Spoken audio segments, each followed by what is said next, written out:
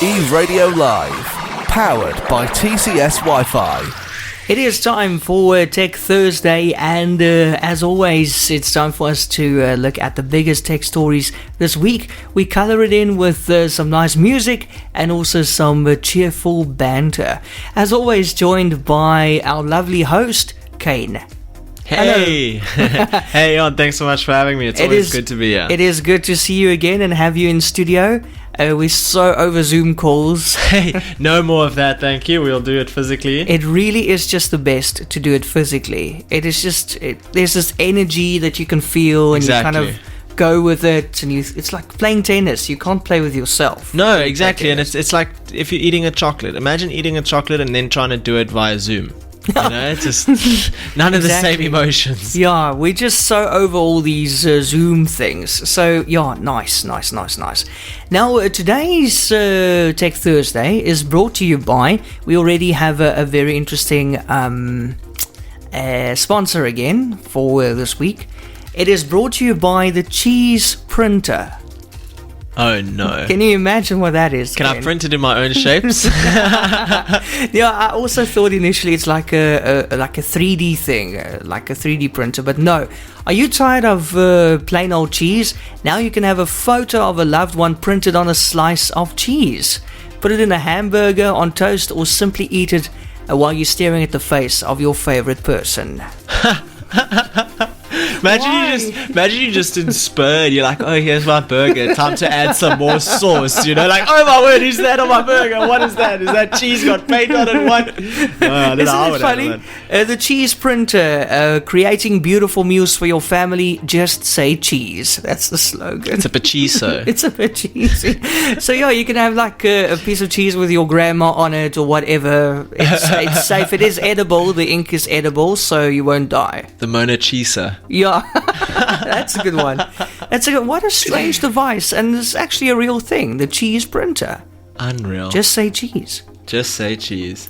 So, Kaine, what are we starting with today? Oh, today we're off to a great start. We're talking about who is rated the most negatively in terms of social networks. I mean, in terms of mobile networks in South Africa. So, we've all known it, you know, we go somewhere maybe in the Karoo or we go deep into the veld here in South Africa, and then you're running out of signal, and each of your friends has a different level of signal strength. You know, you got the Vodacommers that have to go into the middle of a field. You got the Telcommers that can just chill in their house. You got Cell C, which requires like half a hike just to find signal, you know. You got each of the flavors. So we're taking a look at who's rated the worst social network, and who's rated the worst mobile network, and who's rated the best mobile network with the least negative sentiment. So it's all ranked by negative sentiment. So they actually built a piece of software that could look at social media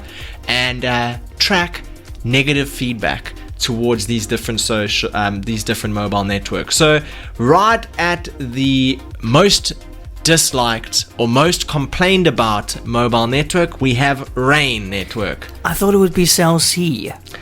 You think it would be, and you know, I think Rain stands out here, and it stands out quite a lot. We're talking, almost a third more than the second most disliked mobile network. And I think the reason that is you brought up a very good point earlier, with over congested network activity. Rain has definitely made a few promotions that advocate some pretty gnarly deals. Yeah, yet they say, hey, we are not over congested. We've got enough space for everybody. They just want more customers at this point. I mean, you have to be able to scale, and that's a problem in every industry. The ability to scale what you're offering to the consumer on a large scale. And I think if it was that easy to offer some of the deals that Rain offers, it would be offered by some of the big monopoly owners, such as, Vodacom, Cell C, MTN, Telkom.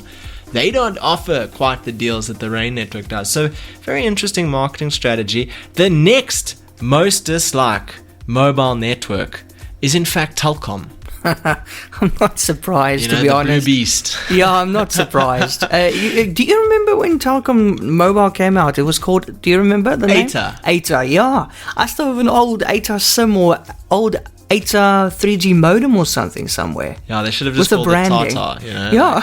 It's just... Yeah, Tata, yeah. It wasn't Goodbye. that good. It Yeah, was but not what do you good. think went wrong there? I want to just quickly think about it now. It was, the branding was quite good. The ad campaigns, it was quite good. It's quite catchy. I think so, but what I realized when I was a little bit younger is it's almost like each mobile network decided to pick a niche. Not to pick a niche, but to pick a main way of advertising themselves as the best. Vodacom would advertise the most 100% reliable network. Yeah. The always on network, you know. Then you have Yeah. MTN, which offers the best prices. You know, they're arguably cheaper than their competitors. You have Cell C, which argued network connectivity. I mean, they just said that they can facilitate all of your mobile and your calling in an all-in-one kind of package.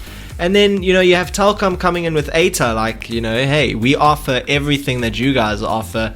It's just hard to choose one as the consumer. They weren't necessarily undercutting the market enough, like Rain, for example, to take to make big enough noise.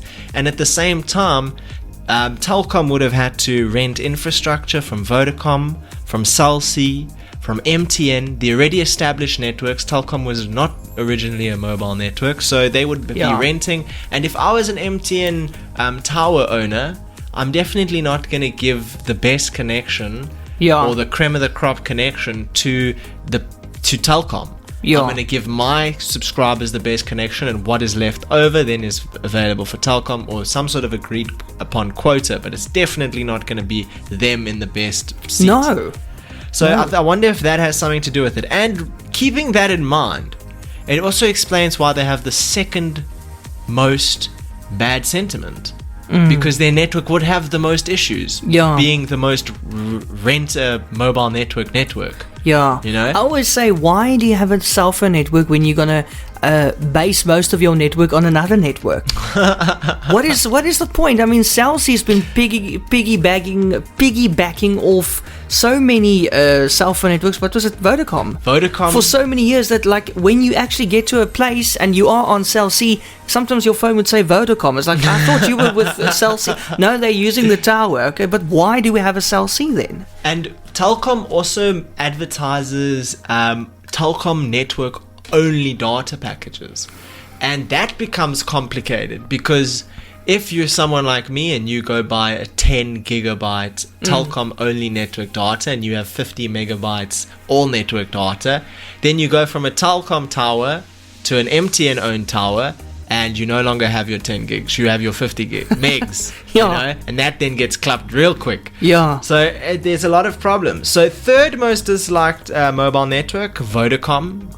You know, I can't actually picture that. Picture I would think that. they would be in the top two. I would, or at least number one. I mean, Vodacom's always been number one. You know what might be playing to the negative thing here? I think Vodacom has a very large consumer base. So naturally they would have a very large amount of bad publicity as well as good publicity. So, and most people go online to make a bad comment. So they're relatively, the next top three, so Vodacom and number position 2 and number position 1 are relatively neck and neck. It's not so much differentiating them. Between Vodacom and Telkom is big, and between Telkom and Rain is even bigger. So the most, or should I say the second least most disliked mobile network is Cell C. Cell C coming in at number 2 least disliked mobile network. Interesting. I think they pick a very peaceful middle ground. Yeah. They're not too aggressive. They're kind of always there. Yeah. They try and maintain the best connection that they can. Kaine, note to ourselves, one day we must talk about the cell phone networks and the ad campaigns, memorable ad campaigns. Oh yeah. See if you can remember those ads. I mean, you remember the Vodacom ads, that old man and then the other guy, and then they're always in some scenario. MTN, I can't remember any MTN memorable ads. What were those guys doing? I can't remember it. Yebo Gogo. Wasn't that No, MTN? that was Vodacom. That was Vodacom. And then, what do you remember about Cell C? Come on, just when Cell C came out. Cell C for your Yes. And listen, let me tell you, that was a huge cell phone campaign. The actress who did the voice, I actually spoke to her on Facebook one day. I was like, damn, I love your voice. Hey, wow. But yeah, she's very, very protective of that voice. She won't just do any voiceovers with that voice. It's like Red Bull and their sponsorships. Yeah, it's a very expensive voice. She's got what a beautiful voice. It's an actress. She's actually a theatre actress. She used to be on TV on Suburban Bliss and all that kind of stuff. Oh, wow. But everybody was picturing her as this busty blonde, remember? That Yes. voice, a little busty blonde. Actually a redhead. Oh. But she's still pretty. Yeah. Well, Yeah, but I mean that was a good ad campaign, because when I think of Cell C, I think of that, not their recent ads. No, that stuck hard. It really stuck. I mean, we were like in school, we were like Cell C, Yeah. and then your friend would go. It was a huge thing, and the ads were so clever. Do you remember that one ad on YouTube where they were in this like what was it in the Kruger National Park or something, and they on this what do you call them? Those vans. Oh, those game drives. Game drives, and then the people are like looking around with their binoculars, and then all of a sudden this woman on the game drive, she says, "Look, a buck," or something in that voice, and then they don't give a damn about the buck. They're all looking at her now, and they're like, "It's a clever, man. It's clever ads." They're like, "Hey, aren't you the Cell C voice?" They don't give a damn what's happening around them now. They just want to talk to her, and then she tells them the specials. I remember that. You see, that's what ad campaigns are all about. And that was back in the day, like the good old 2000 to 2010 movies. Yeah, exactly. And times. why are we not getting that right now in 2021? What's happening? Because everybody's trying to make something different, so then you end up getting so far off the ball, like you just miss the mark. I wish we completely. could go back to those days, because Yeah. that stuff's memorable. What are we leaving today that's memorable for our kids? Rick and Morty. Let's brush up a bit on those ad campaigns. Yeah, again. absolutely. So number one, least hated or least negative sentiment mobile network is obviously MTN. Okay. Number one. You know? I'm on MTN. Really? And how have you ever lodged a complaint? Only when I lived in Sedgefield, because the tower used to go down all the time. Oh, really? How long ago was that? Inside and outside of load shedding. It's like a year or two ago. Okay. But since I moved, no, they've always been quite good, actually. And have you released any negative feedback before that, or since then? No. You see, I have lodged many complaints with Telkom. I'm sure. Countless. I'm sure. mistakes. And how far did you get? Further than the edge of my pencil, because most of the time it's like 3 days waiting time, the issue isn't resolved, you end up getting a new package, and by the end of the year you're paying like 30 different packages off, Sure. No, it doesn't work very well. But end of the day, MTN, if you guys are looking for a new mobile network, until Rain scales better, you're probably looking at the most stable, least complaints, going MTN. What does MTN stand for? I don't know. Trick question. Let's make it up. Mad technical network. No, almost. It's just boring. It's What is it? Mobile telephone network. MTN. No. Yeah. That's why boring. they got the least complaints, because they stayed under the radar. They were too boring. Yeah, and Cell C. Why did Cell C? I can't C. remember. So it's the cell phone network and C. Don't you think it's because it was the third network, ABC? C, number 3? It's very interesting. Could be. There's some talk. Cell C? There's some conspiracy theories that MTN, Cell C, and Vodacom are all owned by one big conglomerate. It's because That's a big word. Their pricing and their niche that they're marketing in, and it's so unaffecting each other and so in its own ball game. I think I know the name of that. What was that word you just said? Conspiracy. No, conglomerate. Conglomerate. Yeah, Conglomerate. that word. That's actually CASA, I think, Really? because they regulate everything. Yeah. So they probably pulling the strings. It could definitely well be, and at the end of the day, I mean, You give the illusion of choice, and Yeah, you still they get the regulate everything, Kaine. They regulate the cell phone networks, they regulate the TV stations, they regulate the radio stations. They do not regulate the internet radio stations. person. Hey, Thank God. That's why you listen to eRadio. Yes, exactly. Don't get sucked into that that censorship. What? Yeah, exactly. Because imagine every single thing that has to go live has to go through the same person. So they literally see everything that's going live everywhere, and they're like, "That's fine. That's not fine. That's not fine, No, that's they've fine." got this massive Bible of regulations that you have to adhere to have a license, which comes at a great cost, by the way. Oh, what's that? We're going to talk grey about hairs? that later. You even need one to be an ISP, hey? Really? If you want to be an ISP and get your signal out there and send it to your customers, you need to be licensed. Are we speaking about that today? Yes. Oh yeah, stick around. Eh? That's coming up soon. Hey, yes. What's next for us, Eon? Well, next for us is a break. Oh, And then we're coming back, and then we're going to probably going to talk about that, actually. yeah. Let's do it. And then also, still to come, don't go away, we're going to talk about Instagram for kids.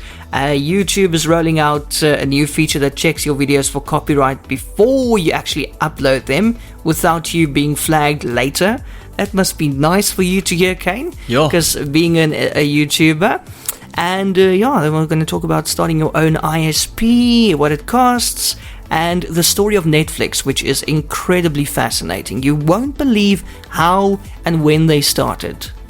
Exciting. And I'm going to show you their first logo. Oh my gosh. I'm ready. We got to put that on there. What have you got for us still coming up in this hour? Right. So we are also talking about. We're following up from our discussion last week regarding Bitcoin and Tesla's investment, and just in general, because Tesla now has started accepting Bitcoin payments for cars, and the old Trump meister, Donald Trump, has plans to start his own social media platform, probably because he has a problem, and that's called getting banned. Yes, on everything. He was literally banned on everything. Full on blacklist. I mean, that guy can't even walk into a shop anymore without being questioned. I'm wondering what he will call it. Trumper. Trumpet. The trumpet. Trumpet. Trumpet. No, I'm joking. Are you serious? I don't know. We're Call gonna it find trumpet. out. Yeah. Imagine. No, Cool. I think the name comes last. Yeah, I mean, it would be really predictable if he called it trumpet. But anyway, we'll be back shortly. Get the eRadio SA app right now for free on the Google Play Store. Entertainment radio on the go. Right, welcome back to Tech Thursday. It's Eon and Kaine with you, and we are giving you a nice summary of the week's biggest tech stories, giving you our thoughts as well. And as said before, we also welcome your thoughts. It's not just the two of us chatting, even though we really enjoy it. We know you are listening, and we want you to tell us what you want us to talk about. That sounded right. I almost confused myself. 081 060 1640. That's our WhatsApp line. Or just click on the green icon on the left-hand side of our website, which will open WhatsApp on your device anywhere, and you can send a message directly there. We want to know what you want to talk about. Maybe we can get you on the show and you can talk about something. Why not? Hey? Let's do it. Yeah. Special guest. Yes. First person to message us on WhatsApp is the first guest. Yeah. So people are scared of talking, man. They're scared. They don't even want to send voice notes. First person to message us on WhatsApp gets to choose whether they want to be the first guest or not. I like the way you think, Kaine. I like the way you think. So, Kaine, you're very interested in this next story, starting your own ISP. Yes. What does it take? Where do you start? Now, well, they spoke to CyberSmart. You know CyberSmart? Yes. He's an ISP. Spoke to Laurie Fialkov. Who's in charge of it. Some of those, by the way, I'm just going off track again, but did you know that most of these ISPs, CyberSmart, there's another one, they started off as internet cafes, which is just remarkable.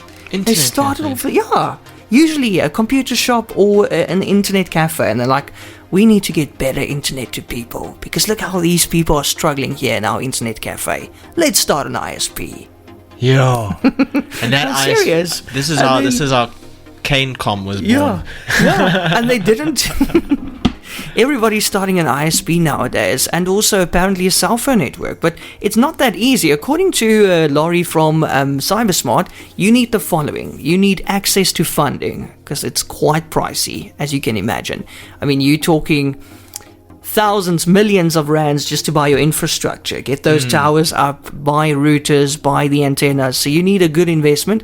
Secondly, a unique product. It needs to stand out above the rest. Can't just be fixed internet? Yeah, or what can you do that's not there already? Because in the end, you end up with a market with all these ISPs. Look in our small area. We've got quite a lot of ISPs already. So what can you offer that's different? And then a niche relationship with an important party, apparently, such as a particular property development or neighborhood. So it probably helps to know people or be involved in a municipality, maybe sponsor a few bricks at the school. But becoming an ISP in South Africa requires regulatory approval from ICASA, as we said. You get 2 licenses. One is class, that's limited within a municipal area, and then secondly, individual, that's for national rollout. If you want a class license just for a town, they're fairly easy to get from ICASA apparently, and they are, and I quote, relatively cheap. You want to guess the price? Formal? No! But you're not bad off with the 4. It's just... Yeah, it is probably relatively cheap then. If you just said formal, it is 40k. It's so expensive. It's 40k just for a license, a piece of paper. A piece of paper that says you may do what you're fully capable of doing without our piece of paper. Yes, but now, if you want to go nationally with an individual license, apparently that's when it gets pricey. These licenses are near impossible to come by. So apparently only 600 are currently registered all across our country. If you want to go national, you're looking at between 500 and 700,000 rand, so just below $1 million.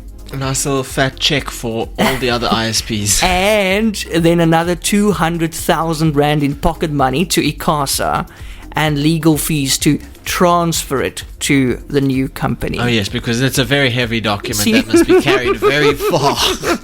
So you need at least R1 million, hey? At least R1 million. 1 bar. Yeah, so it's near impossible to get these national licenses. So you might want to look at the local option. Here's a good idea. I remember watching a video by Linus Tech Tips where he basically created a server which would cache information, and that information could be retrieved by other people on the network looking for the same information. So to put that into retrospect, imagine you're sitting at home watching Netflix and someone else across your town is sitting at home and watching Netflix, and you watch a movie first. That movie is then cached on the server, and when you want to watch that movie, you get to watch it for free. Yeah. So whoever on your network watches... Because it's already like buffered. It kind of remembers it. Exactly. So it won't use new together as a network to collect data. Is this your idea, or is it already in existence? I saw it implemented in a household. Now imagine implementing it for a whole town. So it is possible. Yes, and the first thing you said is, we need funding. So, we need funding. That's a brilliant idea, Kaine. Let's do it. We'll start it now. Yeah. If we find funding, we'll do it. If someone else gets the idea first, just say powered by eRadio. No, please. Kaine. It's powered by Kaine, man. KaineNet. Call it KaineNet. KaineNet, yeah. Telecane. KaineCom. Oh, that's quite a mouthful. KaineCom. Yeah, but that'll be good, eh? Oh, we can set it up. How soon do we get started? Tomorrow, eh? Yeah, I know you're always keen. The foundation. Kaine, what have you got for us next? Next, we are talking about Tesla, and they've made the wise decision, in my opinion, to start accepting Bitcoin. Yeah. It would also be a very weird decision to drop 1.5 billion into Bitcoin and then say, oh, no, we don't accept Bitcoin for our cars. So I think it was a planned, this is the rollout of an idea. The first part of the idea was make an investment into Bitcoin. Get the news around, connect Tether Bitcoin with Tesla. Then announce that Tesla is now accepting Bitcoins. Because as much as it is an announcement of a new method of payment to buy a car, it's also an effort to attract people who own large amounts of Bitcoin. Because why would you buy a Tesla? Well, you might like an electric car. If I own 10 Bitcoins, am I more likely to buy a Tesla? No, because I'm going to go sell my Bitcoins and have the raw cash and choose a car much the same. But Tesla is picking a marketing campaign which is very futuristic driven. It's about, empowering the human being, having your own energy, being able to go into space privately, yada yada hu. And now you're telling people, hey, you have 100 Bitcoins, you have 1,000 Bitcoins, you have 4,000, 10,000, there's 21 million Bitcoins out there. If you have one of them, you can buy a Tesla. And basically Tesla just said, if there are ever going to be 21 million Bitcoins out there, they can basically offer for you to drop your Bitcoin, which was once worth $10, and immediately came back a Tesla. And I think that's a very clever marketing campaign. You're not marketing to individuals. Me as the consumer, I'm like, Tesla accepts Bitcoin. Am I going to buy a Tesla with the Bitcoin? No, because I don't have one to buy a flipping Tesla. But the richest of the rich, the wealthy of the wealthy, the people that invested are immediately attracted to this and are immediately tempted, because back in the day, 2009 up to 2013, you're talking about, going to a website, browsing around, and getting 10 Bitcoin for free by clicking a button, And you can go online and someone can say, hey, look, I'll help you get your first Bitcoin. Here's 150 for free. It happened all the time. The first thing ever purchased with Bitcoin was a pizza for 10,000 Bitcoin. Are you serious? It's literally a day in crypto called the Bitcoin Pizza Day. Okay, well, good choice actually. Yeah. And someone actually, I think it was a Roman's pizza. And the owner agreed that he would accept 10,000 Bitcoins as payment for a $74 pizza combo. And that was the end of that. I'm sure the owner is very happy right now. So if it worked for him, it will work for Tesla. And you can, if you have enough Bitcoin, you can start immediately. I know Tesla is rolling out cars into South Africa. Yeah. I know that the first Tesla did come into South Africa already. It's not being driven around. Ooh. But soon you'll be able to drive a Tesla around on the road in South Africa. And hopefully, if you're a wealthy South African who owns crypto, who decided, hey, I have some money, I'm going to put it into Bitcoin, and now you can go buy yourself a Tesla for a couple $100 worth of Bitcoin. But Kaine, how are you going to charge your car? How are you going to charge your car? Yes. No, it's not how it works. You drain it once, and that's the end of the Tesla in South Africa. There's no way. Where are you going to charge it? There's nothing. It's like you drain it once, and that's it. Some Duracell batteries are rechargeable. You buy those. Yeah, because I don't know. You probably know that Eskom is really still falling apart since our last discussion. So I can't make it to work today. Eskom has load shedding. Exactly. People actually use that as the excuse from now on. Yeah, it's gonna happen. Listen, I can't come to work. I can't charge my car. Yeah, load shedding. It's done. I tried to use my power bank, but it just exploded. Oh, that's so brilliant. When we come back, Instagram for kids. How do you feel about Instagram for kids? What could possibly go wrong? So much. We're going to talk about it after these. Like us on Facebook at Entertainment Radio SA. Welcome back to Tech Thursday. It's Eon and Kaine with you. We're discussing all the week's biggest tech stories right here on eRadio Live.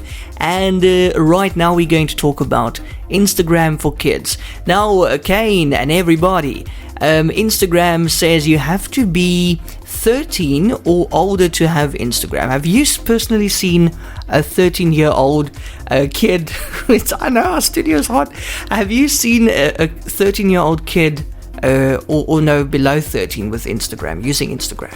I haven't. I have, actually. Okay. I have. And you see a lot of baby Instagram channels, but I think those are actually moderated and supervised by the parents. But here's something very interesting. I think I actually was younger than 14 when Facebook first came out. And I remember setting a different age, of course, on sign up so that I could be a part of Facebook. Otherwise, you can't get in. So Why not just lie and say you're 18? So to answer your question, do I think there are people under the age of for sure 14 on Instagram? Oh yeah. And then let's not even get started on TikTok. I mean that thing. I mean, TikTok is amazing. Don't get me wrong. But when you really go into TikTok and you see what's happening there and going around and people are seeing all these short videos. It's quite scary, actually. It is. And when you match it up with the very advanced method of picking up on what you enjoy watching and showing you similar content to keep and maintain your interest, it's a really well working instrument to keep you attentive. And the reality is you can use it as a strength or as not as a strength. But what is Instagram doing for kids? Well, apparently, a report from BuzzFeed is saying that parent company Facebook is working on a new version of Instagram for child and tween users.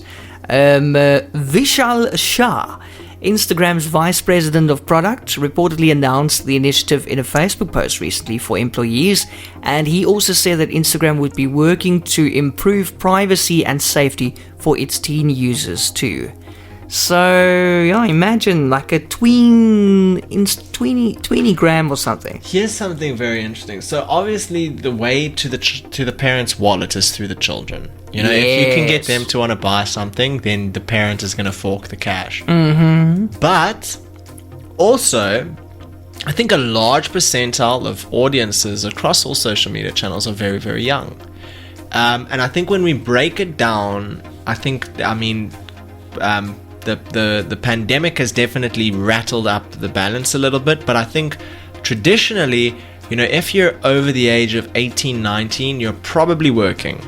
And that means between 18 and 14 is the primary audience of people who have the most amount of time to legally spend on a social media platform, which is 4 years of a potential like 90 years. You know, your age group is very small in retrospect. Yes, there are people who are older than 20 that go on Instagram, but the people who have the most time are definitely the younger audience. Yeah. But people between the age of 14 and 18 don't have money.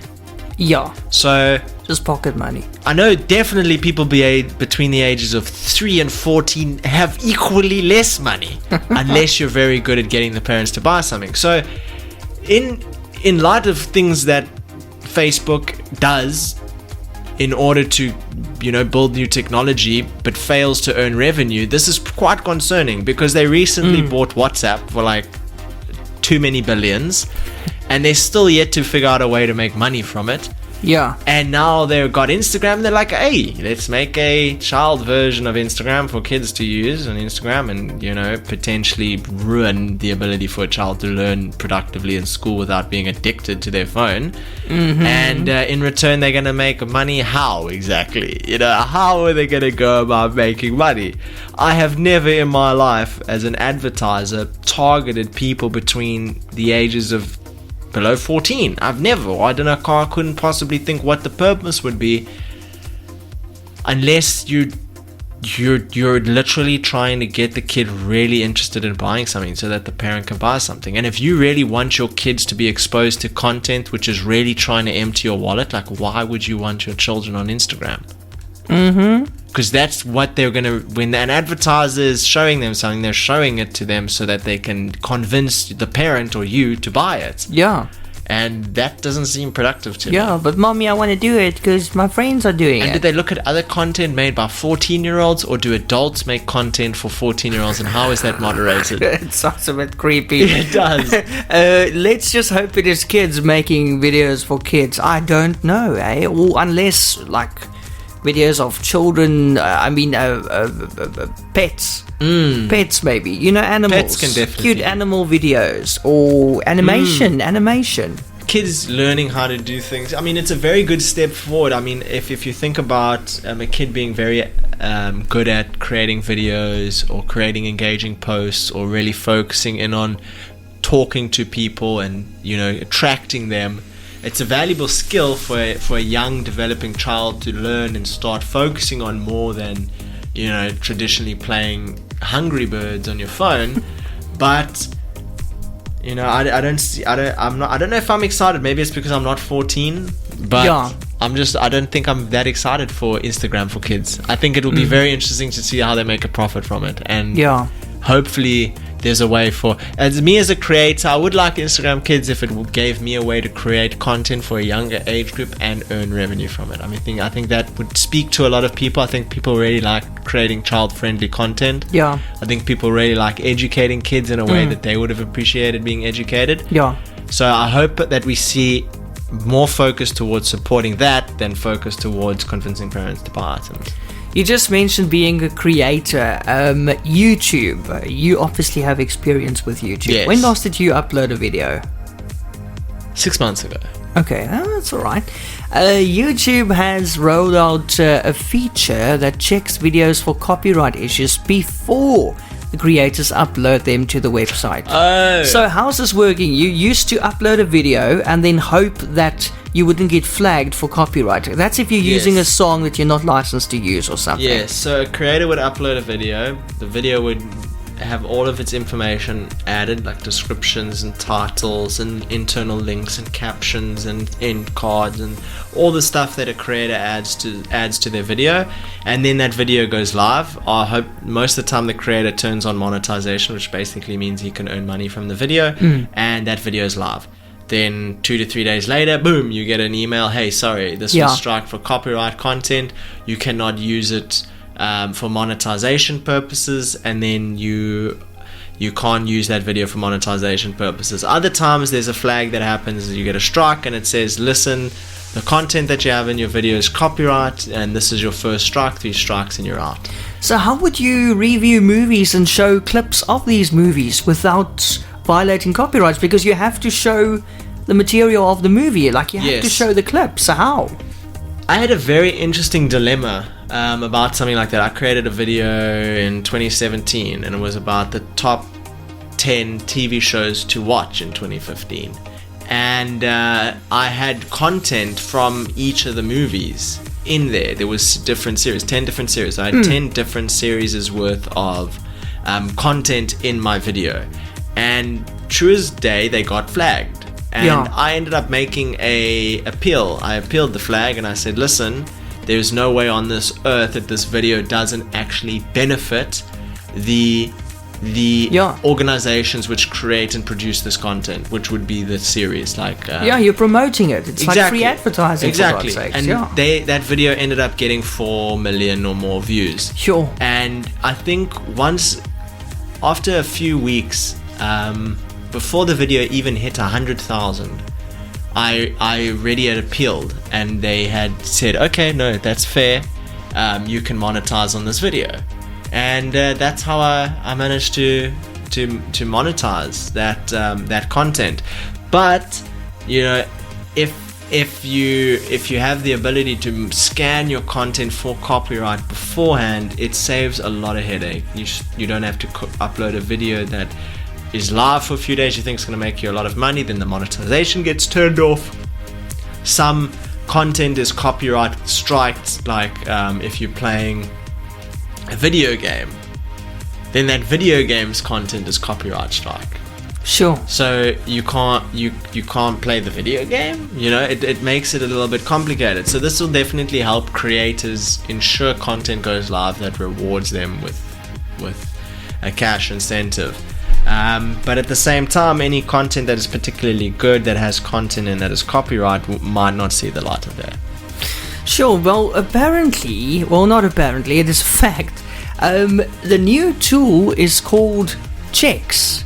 It will tell creators if their videos have any copyrighted material in them, and it will also show if the video meets the website's advertising guidelines. Up until now, creators just had to upload videos and then hope for the best, and the video can lose ad revenue or be restricted, as you mentioned, if it has copyright material. Yeah. But then also, YouTube creators could also check if their videos had copyrighted music using the YouTube audio library. But the Checks tool is now available in the main YouTube studio when you upload a video on your desktop. Interesting. Here's something interesting as well. If you upload a video of you singing your new song and someone else takes that video or that audio and uses it in their video and turns on monetization, when that video receives an ad, you, the creator, gets the money, not the person who uploaded your video. So if you have copyright if you're the first to upload content that is unique, then it is copyright, and no one else can upload that content. And if anyone else does upload that content, it doesn't matter if it gets views, because you still earn the revenue. Yeah. So that's something very interesting about YouTube's monetization system.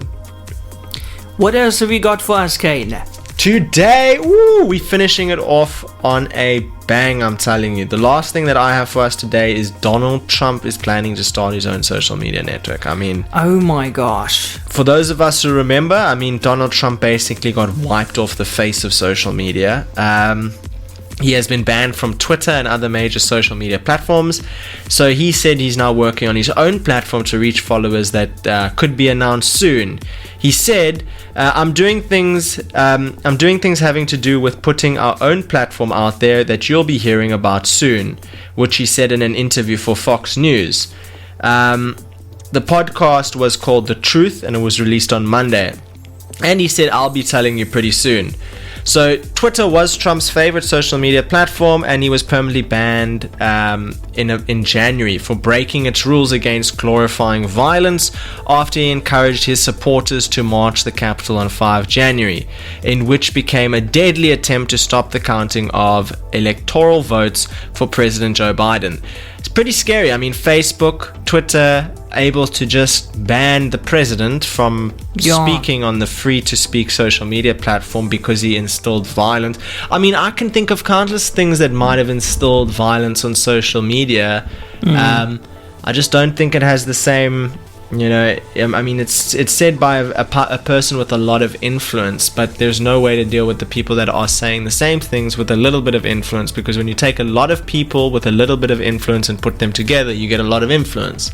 So the bans didn't necessarily make sense, but look out, because sometime this week or next week on eRadio, we're going to talk about Donald Trump's new social media platform, which for real.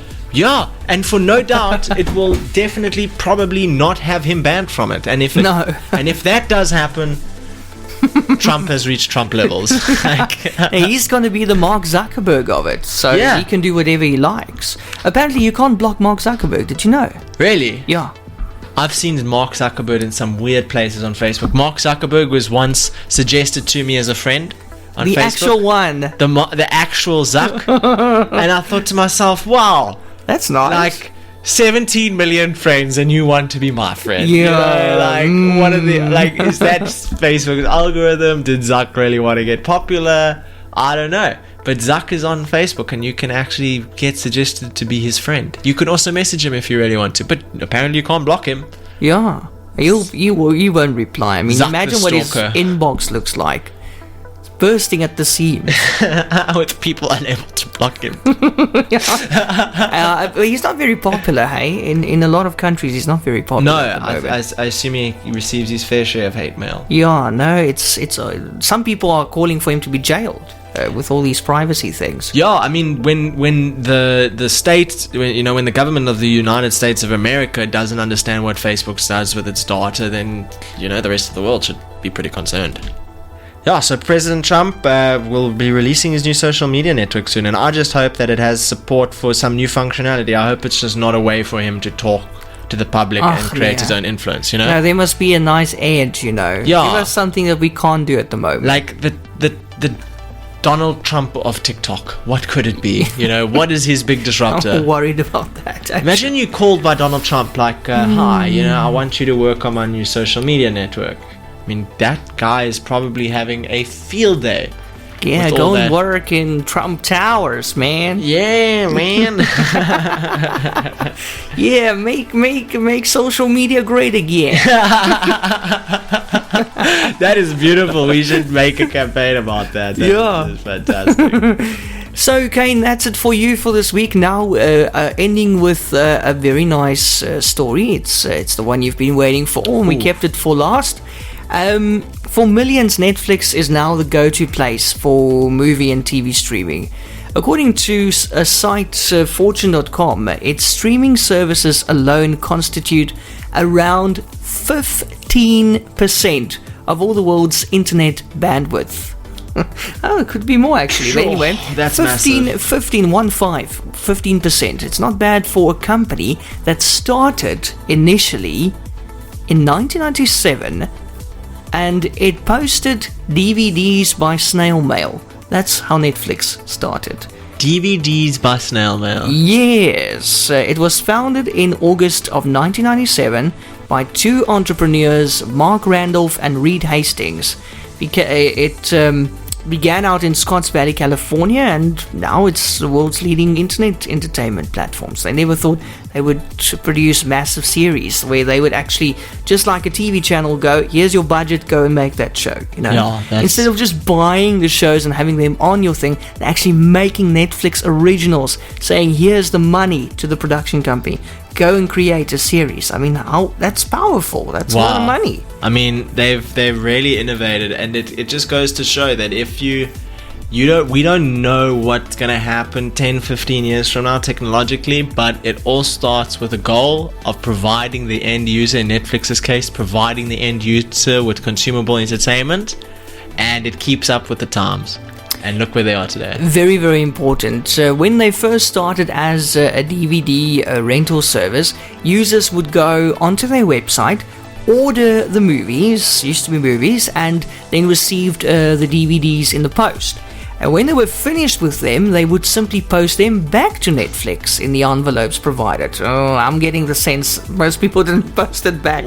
Just keep it. I mean, we didn't even take our videos back to the video store when we still had one. No. So why? Now you're going to go all the way to the post office to do snail mail and go. That didn't work. But anyway, today Netflix streams movies. It's got more than 151 million paid subscribers in over 190 countries around the world.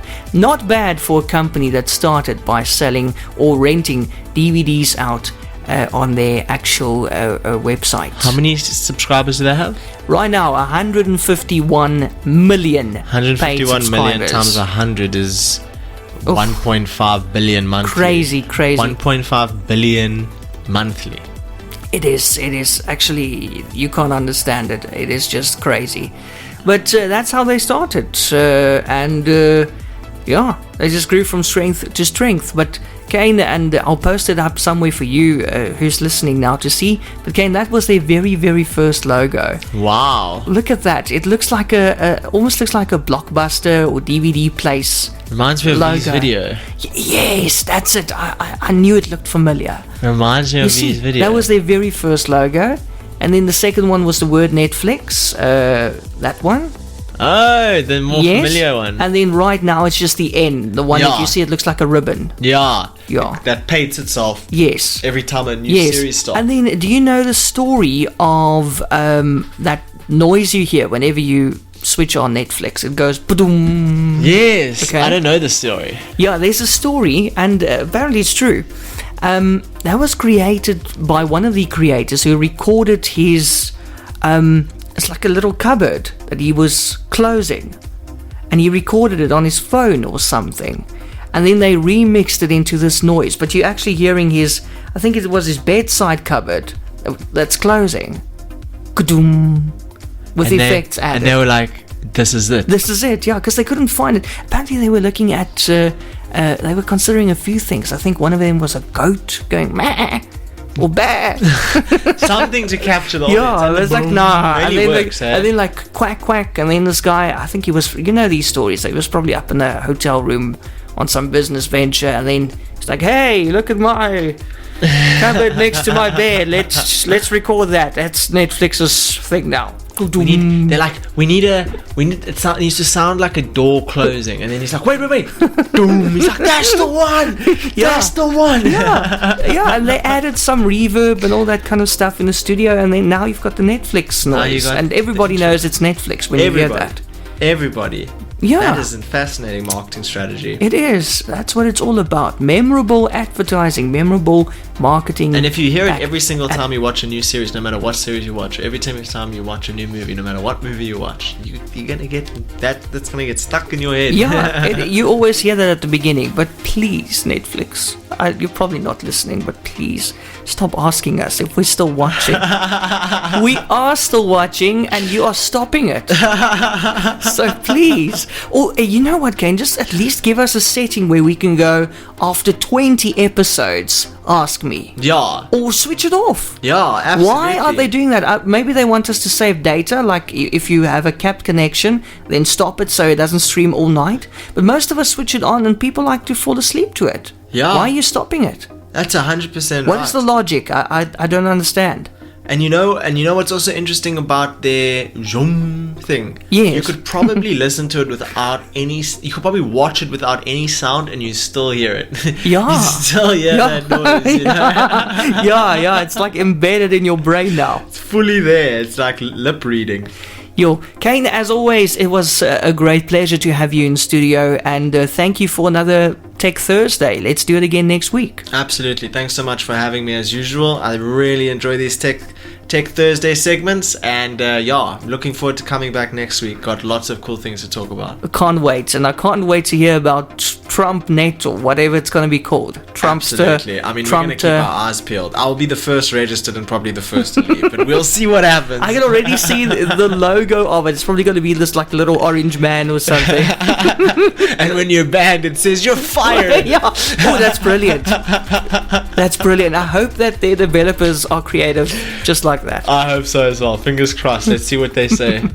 Cool. Until next week, that's it for Tech Thursday, and also for me, Eon. Talk to you next time, and be safe. Your systems are offline. eRadio Live, powered by TCS Wi-Fi.